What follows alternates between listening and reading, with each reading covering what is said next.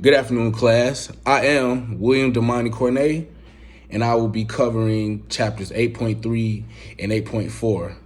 So I'll be starting with writing effective persuasive claims and complaints. So as you can see, I have a quote here by David M. Rao that says, complaining when done well can be a positive experience that benefits the company and person receiving the complaint, and which resolves a problem encountered by the person who is complaining.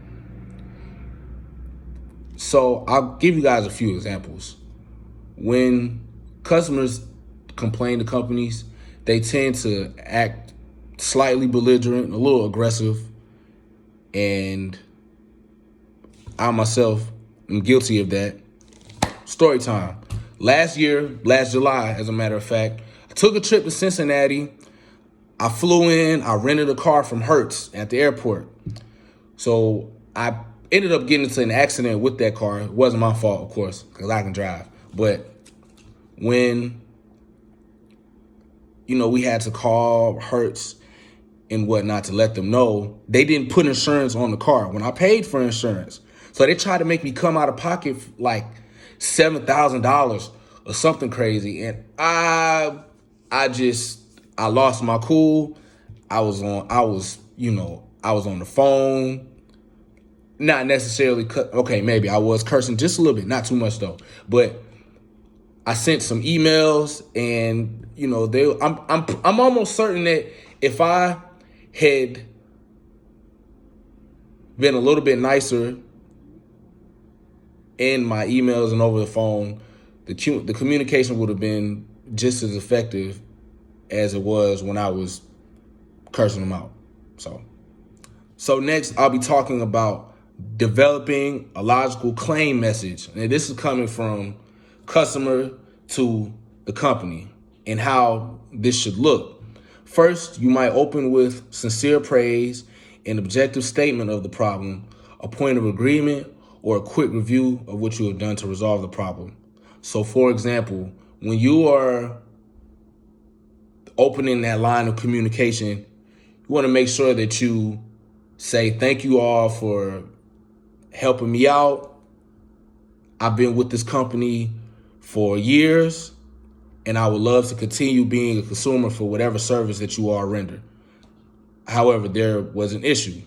Now, second, you can explain precisely what happened or why your claim is legitimate, meaning why should the result of my claim and etc., right?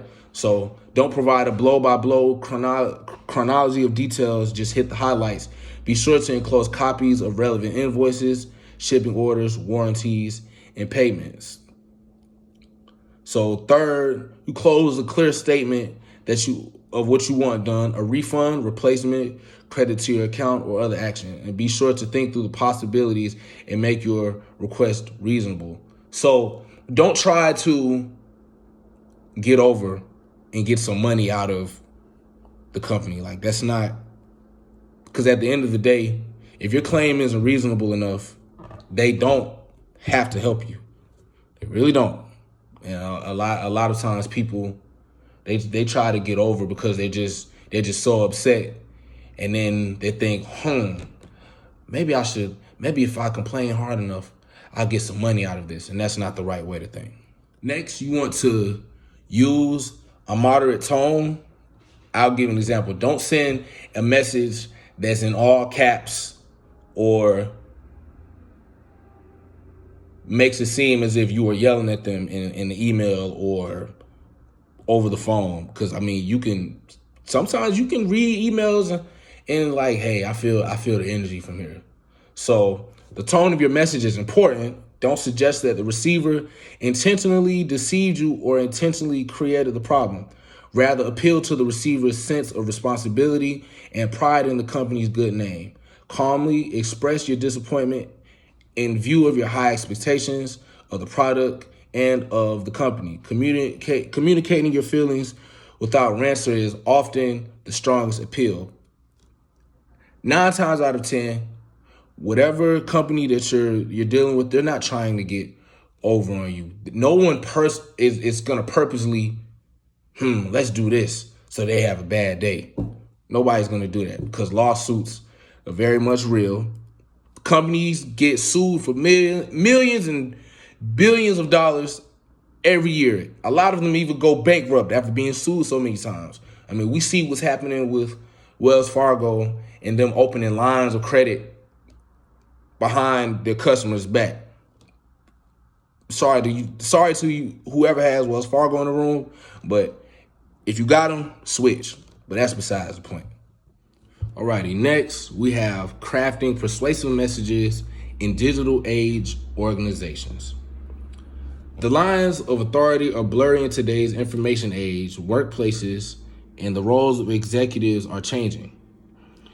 Technology has empowered rank and file employees who can turn to their company's intranets and don't need their managers to be information providers, formerly a crucial managerial role.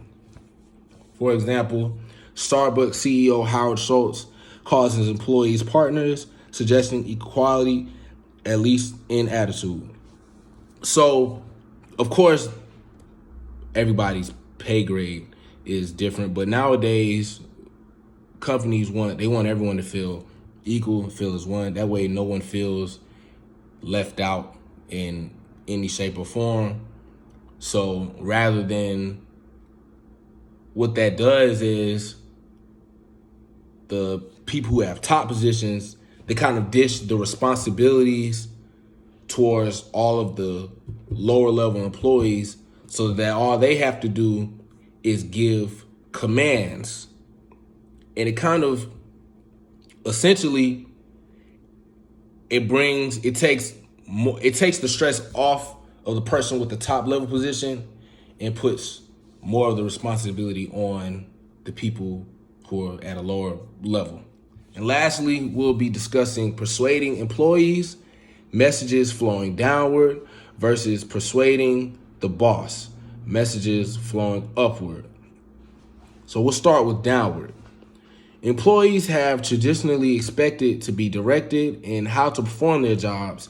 Therefore, instructions or directives moving downward from superiors to subordinates usually require little persuasion. Messages such as information about procedures, equipment, or customer service still use the direct strategy with the purpose immediately stated. So, for example, let's take Outback Steakhouse.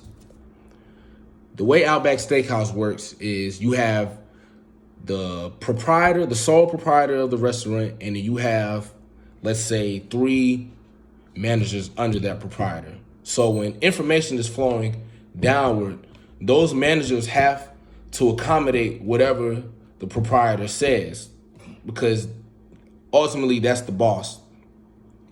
So it's really even if there's some things you might not necessarily agree with, you still have to try to make a way to accommodate whatever direction that they give you.